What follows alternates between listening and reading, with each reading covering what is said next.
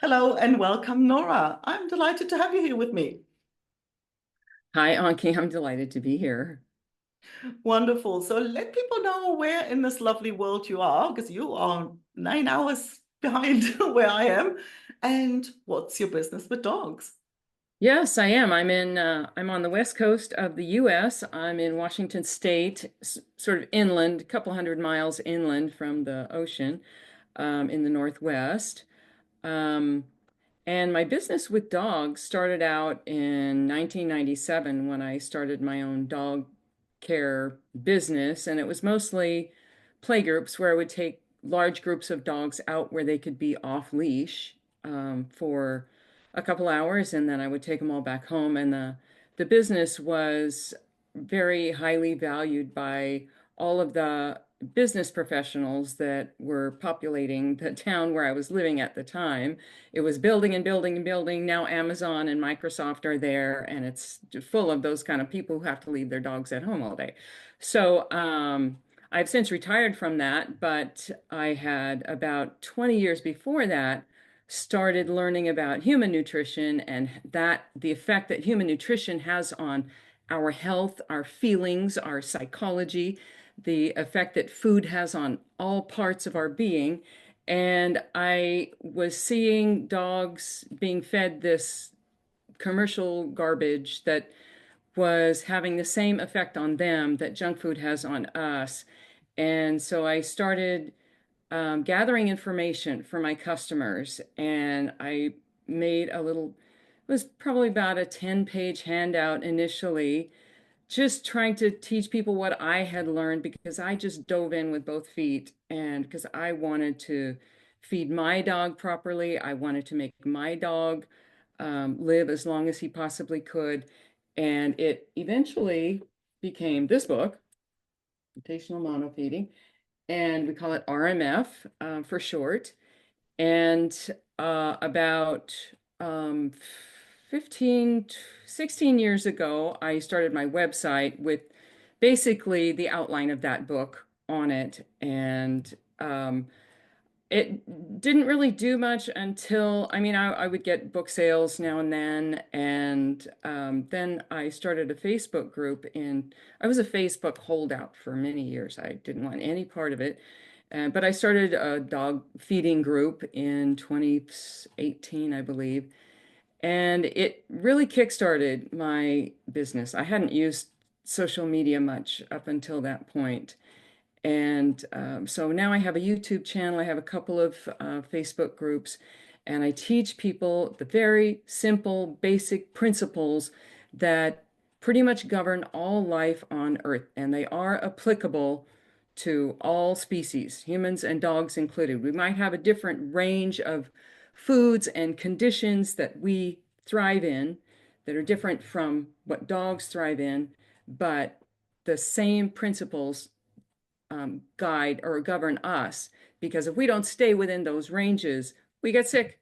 Disease is the natural, predictable outcome of our failure to fulfill our biological needs. And that's what people don't understand. Disease is not something that you're born with. It's not something that floats around in the air. It's not something that you are destined to suffer. It's not something that naturally happens as you age.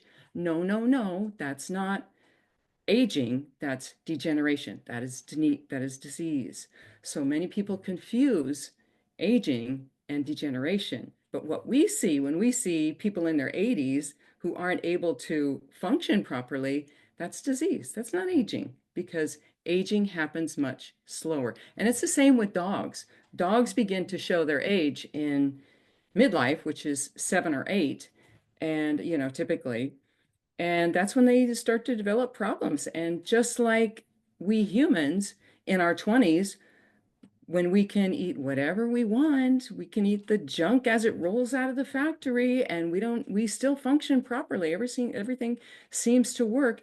It's just like that with dogs. And that's how they do fine on kibble and canned garbage through their midlife years. Typically, it's getting to be that dogs are encountering chronic disease earlier in life, and that's getting to be a huge problem. We have cancer in 2, 3-year-old dogs. It's crazy. Oh, that's Crazy. Jesus, I could not agree. I'm so glad you're here, because I definitely, yeah, I've had my own experience with my very first dog where he wasn't doing well on the stuff that the vet said I was to feed him exclusively the kibble that he was sold, right? Funny that. But so I really early on came across a book where the one key takeaway was read the labels, right? Don't look at what it says on the front.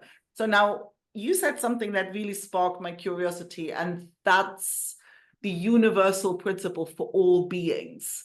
Like, can you just unpack that a little bit? Like, what are the things that are common for all of us, regardless of how many legs we've got? Yeah, that's a great question because I follow this general body of knowledge called natural hygiene, and it lists or elucidates, like I think there are 20 or 30 principles of life. And right up there in the top is every species has a range of foods that they're biologically adapted to thrive on. And that's different for every species. It's not black and white. There's a little crossover. If something is called a carnivore, it doesn't necessarily mean they're not going to eat, plant foods. If something is called an herbivore, it doesn't necessarily mean they will never eat an animal-derived food. But that's the basic idea. And some of the other principles that govern life are fresh air, fresh water, psychological security. And that's going to be different for us than it is for dogs. What does it take for dogs to feel psychologically secure? Well, there's lots of prey out there for them to catch, right? I could care less about prey, right? I don't care about prey. I want to know that there's fruit on the tree in my backyard or in my refrigerator or whatever. That's my priority. So that gives me psychological security. For me, not thinking about bombs falling on my head, that's great for having, good psychological, That security. helps. But dogs couldn't care less about that. So that's different, but it's still the general category of psychological security is important for us as it is for dogs. For us, meaningful work. For dogs, being able to express their natural inclinations and urges, whatever those are, being out in the sunshine, having babies, teaching their babies how to get food, running. Dogs move, 40, 50 miles a day. I don't really think humans are meant to travel 40, 50 miles a day. So that's not really part of our makeup, but see the general categories are still all the same, air, water, living out there, living in nature, being able to express our natural inclinations. All of those things are important to us. So for dogs, we need to figure out how we can replicate those conditions that they evolved in over the eons. And the closer we can get to that, the higher the level of health that our dogs will enjoy. Yeah, that makes a lot of sense. And I think it also explains why it's so hard, right? With more and more people living in apartments and all sort of crammed in, and you're just Right, a little balcony and then just kind of walk around the pavement. I think a right. lot of dogs are so removed from that. So I'm curious. I think we all agree that kibble is the kind of equivalent of fast food. Mhm. Actually, it's funny, like mine don't even know what that is. Either they'd be like, is that edible? Don't know. So what do you feed your dogs? I feed my dog according to the model that I developed starting 25 years ago, that forms the skeleton of rotational monofeeding. And rotational monofeeding just refers to mono, in my definition, just refers to separating plant foods from meat foods because neither dogs nor humans should be mixing meat and plants together. As crazy as that sounds, meat requires an acidic environment in the digestive cavity in order to be broken down, and plants require an alkaline digestive environment. And when you mix acid and alkaline, they neutralize each other. And that means not very much of the food is going to be getting digested. So that's what mono feeding refers to mostly. Although there are some plant foods that really aren't friends with each other, like you don't want to mix fats and sugars together. It's just not a good idea. Um, but apart from that, the way I feed my dog is she gets meat probably 3 or 4 times per week. She gets 1 or 2 fasting days per week where she gets nothing but water. And then one day out of the week, I generally give her a full day of fruit. Like I will give her bananas, a banana in the morning and half an apple later on. And she only weighs 10 pounds. So, I mean, she could live on my scraps, right? My apple cores, but I don't eat meat, of course. So I still have to buy it for her. But that's what she eats. And fortunately, I'm still able to get some wild deer scrap here we live in I live in a state where hunting is very popular, so I'm still able to get scrap from hunted deer that are processed in my state. So that's what she's eating right now. I generally fill my freezer in the fall when it's hunting season, and I have really nice venison bones for her to chew on. And apart from that, I buy chicken for her. I buy organic free range chicken. And, organic free range chicken gets to be a little prohibitive if you have a big dog or if you have many dogs. But it doesn't really matter if you feed organic or not. You can feed conventional if you want, because feeding raw, biologically appropriate food puts you so far ahead of all the other dog owners out there that are feeding commercial garbage, even if they're feeding raw, um, that it, that starts to take kind of a backseat, whether it's conventional or organic. And my philosophy is sort of that most of the crap that is fed to these animals in order to get them really fat at slaughter time, which is what makes money for the processors, can be trimmed because it gets stored in fat cells on the animal. And as long as we're trimming off all of these globs of fat that you don't see on wild animals, you can pretty much replicate, even if you buy conventional meat, you can pretty much replicate a wild dog's diet, or you can get close enough that your dog will thrive. Your dog Mm. will reverse disease, not ever, get diseased in the first place if you catch it in time. Or if you start feeding early enough before they're diseased, and you can get the maximum potential lifespan out of your dog, which is super important to dog owners because they don't live as long as we do. The most we can hope for is a couple decades, and that's a portion of our lives. Why not get the absolute most that you can, especially if you have 10 or 15 years invested in a dog and bond, you've spent all of that time training and bonding and getting that dog comfortable with you and vice versa and knowing each other's routines and body language and all of that investment, you want every day that you can get back Absolutely, from that. absolutely. Like, yeah, no, for sure. And funny enough, like this first one that like he made it to almost 17 years, and he never ate kibble. And the other Great. one as well, and the other one's alive, So yeah, it's like I was laughing when you were saying like, oh, she gets a banana, and I'm like, my 110-pound dog would go like, what? You kidding me? Yeah.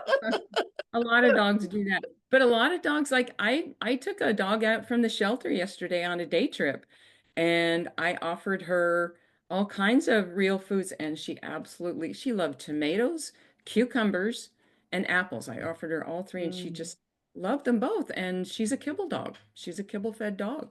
yeah, but they So always know though, right? you never I know. don't, yeah. So what do you like?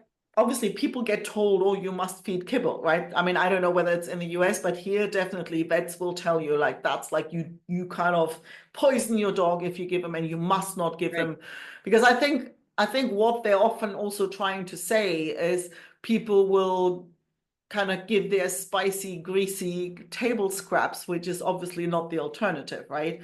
So we're talking no spices and.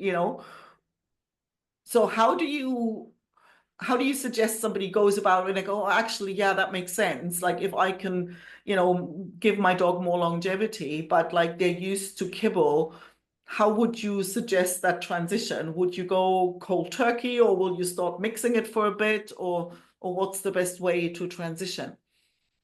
Well, actually, not very much transitioning is necessary. Everything that you need to know, and this is blatant self-promotion, but everything you need to know is Well, right that's in what we're here for. I We have, want people to know.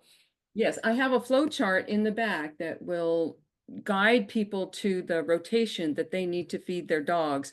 But there's really not much transition that's necessary at all. And in fact, transitioning gets people in trouble sometimes because they think they need to do things gradually and they don't. I mean, if you're carrying a burden, you don't necessarily need to get rid of your burden slowly. Throw it off. Get rid of it, you know. So if you've last fed your dog kibble on Tuesday, you can feed your dog some kind of plant foods on Wednesday. And if your dog is one of those like yours that won't eat fruit, um, then I recommend a meal of cooked yams and quinoa. Quinoa is a high protein seed that most dogs like, and cooked yams these are the orange potatoes, are pretty much universally loved by dogs. So, and they're even starting to make, dog treats out of yams, and you've probably seen sweet potatoes. You've probably seen them in the stores. But so what I've that seen does is, recipes of people putting them in the air. And I was just actually, mine loves fruit, but she would go like one banana or half a banana. You've got to be kidding. Give me like three. Like she's yeah, big. She wants a yeah. lot of it. Yes, and she probably would need three or four or even more, Yeah. for a day or a meal. But Mm. where was I? Okay, so the transition day just needs to be plant foods because if you have kibble in the gut, if you have remnants of that kibble that you fed on Tuesday Yes. still lingering in the gut, haven't gotten all the way out, if fruit or plant food sits on top of that, it's not going to create the mess that raw meat does. So if you feed raw meat on top of kibble, say if you feed kibble on Tuesday and you want to introduce raw meat on Wednesday, well, there's a possibility and many people have discovered this from trying to transition their dog slowly by mixing raw and kibble together, raw meat and kibble together, and I did that once and it was a huge mistake. And that's how I know that it can have very bad consequences. The consequences are not life-threatening, they're not acute, they're just messy because a dog will vomit or have diarrhea if the meat sits on top of the kibble and putrefies. Because the poisons that are created when meat sits around in the gut and putrefies are pretty severe. They're poisonous, right? They're toxic. So the body has to get rid of that. And dogs are set up to eat some decomposing food, right? They will eat rotting carrion. But sometimes the body will just go, wait a minute, we've got kibble in here. Now we've got raw meat coming in. I'm just going to cut my losses and get rid of this whole mess and start over. And so it's a crapshoot, right? You never know which dogs you're going to have that kind of problem with. So the way to do that is to either fast the dog completely, which means they get nothing at all on Wednesday except water. But if you don't want to do that, you can try feeding fruit. If the dog refuses fruit, then you can feed this combination or just cook yams, combination of quinoa and yams, or just yams for that transition day. And then on Thursday, you will generally see the orange poops that come out from having eaten the cooked yams the day before. And that gives you the all clear signal Yes. that everything has been cleaned out in the intestinal tract. And you can safely feed raw meat the next day and bones. Oh, that makes so much sense. And that also explains why people feel, I think it's off probably, I would imagine they see the thing and draw the wrong conclusions. It's Yeah. almost like they put it together and think, oh, like my dog can't handle the rapid change, so we need to transition slower. So it's actually the other way around. It's like Yes. it's just the mixing that's actually the Right. problem. That Right. makes so much sense. And it's Yeah. actually worse than that because they will blame raw food, they will blame germs, they will go back to the vet and say, "Oh, my dog threw up yesterday. What should I do?" And then they get drugs on top of everything else. Oh, yeah. So yeah, it could be disastrous for people to try raw food, raw feeding without knowing what they're doing. I even had that to happen to, to myself 25 years ago and to my customers, my dog walking customers, because they would try it and I would go, "Oh, yeah, so that's a problem." So I started, formulating Mm. these ideas and going, there's a way to prevent all of those problems that could be disastrous by just making sure that the intestinal tract, the digestive system, is completely clear before you start feeding raw meat. I mean, it's one of those things like, when you explain it like that, it's like, oh, it feels so obvious. Yeah. But I think it's one of those things that somebody needs to point you to because it's easy to draw the wrong conclusion, for Yeah. sure. For sure. Yeah. So are there specific, say, you were mentioning before how, I guess people are aware that nutrition has a massive impact on health and can even reverse diseases. So if my dog has something, so are there specific things that, you say, okay, if a dog is ill in one way or another, like does it change the nutrition or would you apply that um, same protocol all the way through? There are actually very few conditions that require anything specific because what rotational model feeding, RMF, will do is it basically removes all of the causes of disease because everything contained in kibble and commercial dog food contributes to disease, right? All of Mm. those substandard waste, wasteful products, they're basically waste products of the food processing industry. That's what the commercial pet food Yeah. industry is all about. It's just the disposal arm of the human food processing industry. And all of those things combined create disease. Those things create disease. Well, when you stop feeding those things and the dog's body is only getting those foods which he has intrinsic familiarity with, let's say, biological adaptation for, then the causes are removed, right? The causes of all disease. It's not just some disease, it's all disease. And once you start, and that's the beauty of natural hygiene, which is the body of knowledge that underlies all of this. It's just life science, right? It's just the science of life.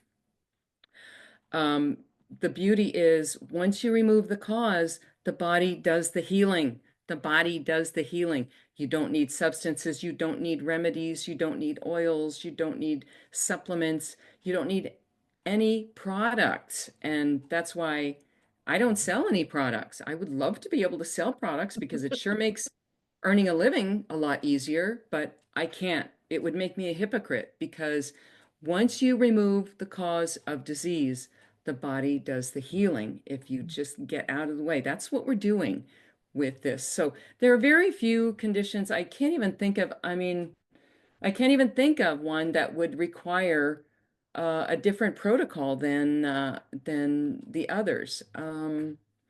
Because we're always, for kidney disease, for example, we're always being told by vets that they need a low protein diet. Well, that's not true because it's not eating too much protein that caused the kidney disease in the first place.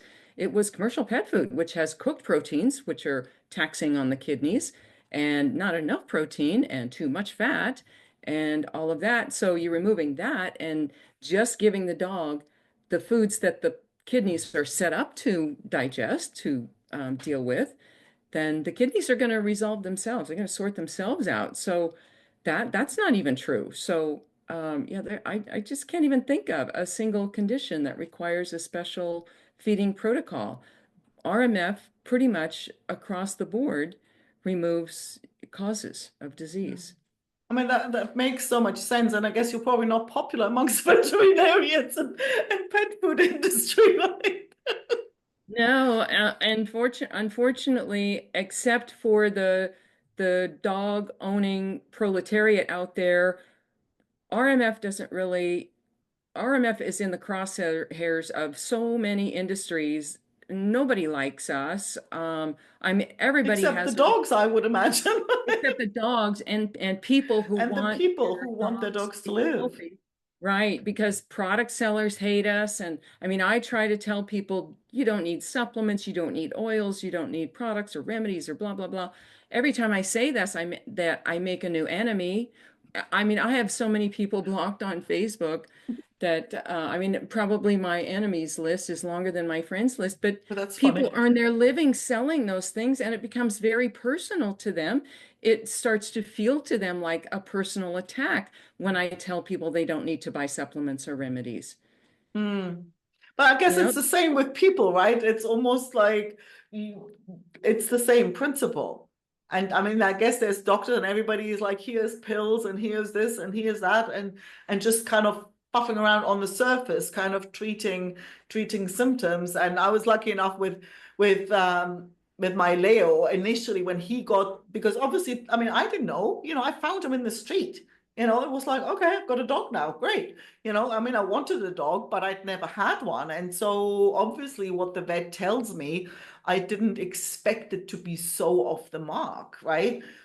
yeah, So I started out, oh, okay, gave him a kibble, and he would, and he had skin problems, right? And it was always a struggle to get him to eat. Like he'd have his little bowl and you'd always like kind of like, always have to encourage him. Like he didn't want it, smart dog. and Mm. and so when I then stumbled across this book and I go, oh no, don't feed him that. And I looked at the label of the dog food I was sold. I'm like, I'm not giving that. So I changed away, probably not even to something that would, I don't know, I can't even remember. Like I did start kind of not buy stuff, but probably still made lots of mistakes. But the thing was, his skin problems were gone within a few days, Really. you know, and Yeah, there's so and many he ate. conditions. All of a sudden, he had so much appetite, and all of a sudden, he didn't poop 5 times a day, and like literally a lot, Right, all his issues were like gone away within a week. right. And so many conditions don't require optimal. You can, and that's why people, they try to replicate commercial food. They think that's the ideal to strive for, right? So they Mm. try to replicate commercial pet food in their kitchens. And just doing that can solve a lot of problems. Yeah, So people go out and they go, well, I feed this, and I throw everything in the crock pot, and my dog's allergies went away. And, but the problem is later on, that's not ideal either. So the dog will show some improvements initially, but then later on, they will develop more problems. Well, rotational monofeeding is pretty much the best, right? It's taken from what we know about wild dog behavior. mm. Wild dog, we can still observe them. We track them. They have GPS trackers on their collars now. We see everything they eat, everything they do, every step they take. We see their wounds heal naturally with no stitching up and no antibiotics. And, sure, sometimes they die, but very often they don't. And they have very serious injuries because their food fights back, right? Their Yeah. food wants to go on living. So we have the means to watch wild dogs and see what they eat. And the closer we can get to that, the better. Yeah, I mean that makes all the sense in the world. And yeah, I'm just like my mind it's just sort of processing because it feels like it makes so much sense and people need to, I guess we sort of coming to our senses for people, and I think with dog, and I always think dog food is dogs don't complain. They gobble up whatever, so I think it's easier. I read oh, that's right.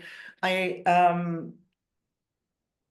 like I remember reading, and I'm pretty sure you know the details of that um all these health problems with like the dogs kind of have, get cancer and that dogs kind of die at 10 years, that's all stuff that's actually all very recent, right? That Yes, you can literally, I remember reading something that they say, well, you can literally track it back to when commercial dog food was introduced, yes, that all these things happen.